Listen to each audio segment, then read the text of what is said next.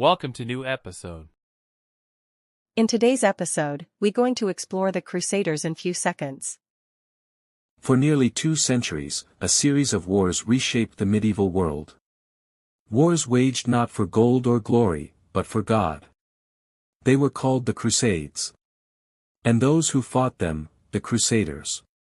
What began as a call to faith became one of history's most complex clashes.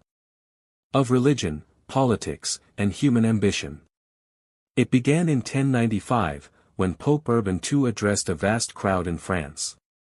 He urged Christians to reclaim Jerusalem, the holy city. Then under Muslim rule. He promised forgiveness of sins for anyone who took up the cross. To a deeply religious Europe, this wasn't just a war. It was salvation. Across the continent, nobles, peasants, and knights answered the call. Sewing red crosses to their tunics, symbols of sacrifice and destiny. But faith wasn't the only motive.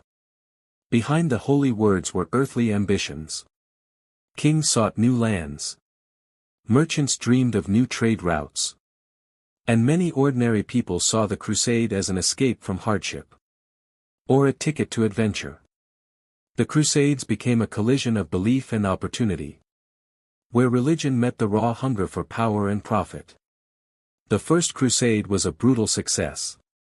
After years of marching and starvation, Crusaders captured Jerusalem in 1099. But victory came with horror. Thousands of Muslims and Jews were slaughtered. For medieval Europe, it was divine triumph. For the people of Jerusalem, it was catastrophe. Out of the chaos rose new Christian states across the Middle East. Tiny kingdoms surrounded by powerful enemies. In the decades that followed, crusades came and went. Heroes and legends emerged. Like Saladin, the Muslim leader who retook Jerusalem in 1187.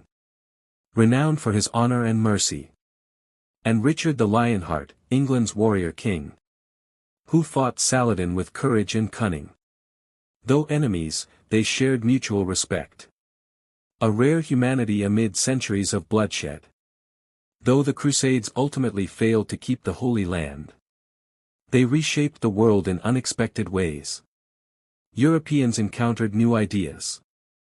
In science, medicine, mathematics, and architecture. They tasted new foods. Discovered distant cultures. And opened trade routes that would fuel the Renaissance. But the wars also left deep wounds. Centuries of mistrust between religions that still echo today. So who were the Crusaders? Devout believers?